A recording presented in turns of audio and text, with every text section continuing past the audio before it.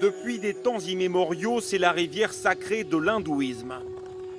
Le Gange, 2500 km de long bordé de temples colorés, au milieu des terres les plus fertiles de l'Inde. Mais en ces temps de confinement, les berges restent presque vides. Elles sont normalement interdites au public. Et il y a autre chose qui a changé, la qualité de l'eau. Le Gange est normalement connu pour être l'un des fleuves les plus pollués au monde, mais tous ici l'ont vu se transformer. Avant, l'eau était noire.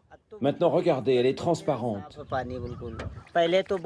Avant, c'était dégoûtant, il y avait des rejets chimiques. Maintenant, l'eau est complètement propre après 2 mois de confinement. Sur les rives, quelques fermiers viennent arroser leurs légumes. Parmi eux, Sitaram, une trentaine d'années. Il dit n'avoir jamais vu la rivière aussi propre. Il n'hésite plus désormais à boire son eau. Il a vu les changements très concrètement sur ses légumes et sur sa peau.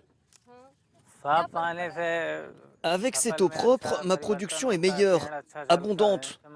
Les plantes vont mieux. Avant, quand j'irriguais mon champ ou que je marchais dans l'eau, j'avais des infections sur les pieds.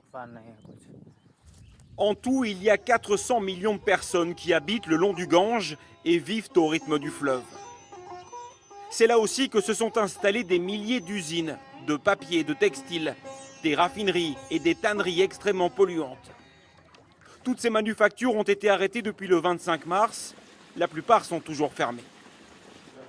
Ces scientifiques étudient les effets du confinement sur le fleuve. Tout d'abord, à l'aide d'images de drones, pour se rendre compte de l'aspect général. On voit que le débit des bouches d'égout s'est réduit. Ils ont aussi prélevé des centaines d'échantillons de l'eau du Gange. Les résultats ne sont pas encore connus, mais les biologistes nous décrivent ce qui posait problème avant le confinement.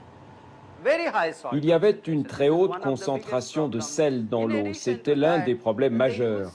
En plus, les usines utilisaient de nombreux produits chimiques et particulièrement du chrome. Et c'est le chrome qui est le plus visible car il donne à l'eau du Gange cette couleur noire très foncée. Si la situation s'est globalement améliorée, la pollution reste encore visible juste devant les usines. Ces bulles indiquent toujours la présence de produits chimiques, même après 2 mois de confinement. Un peu plus loin, ses amis ont bravé les interdits pour venir malgré tout se baigner dans l'eau du Gange. Ils emportent même avec eux un bidon rempli de l'eau sacrée. Je vais purifier ma maison en l'aspergeant de cette eau partout. Comme ça, on sera débarrassé de ce long confinement et de ce coronavirus. La déesse Gange nous viendra en aide. J'emporte un peu de son eau. Vous pensez que cette eau peut affaiblir le virus? Bien sûr que oui.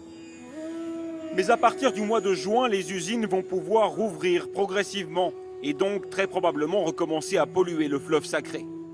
Le Gange propre n'aura alors été qu'une parenthèse. En quelques semaines, les niveaux de pollution pourraient à nouveau battre des records.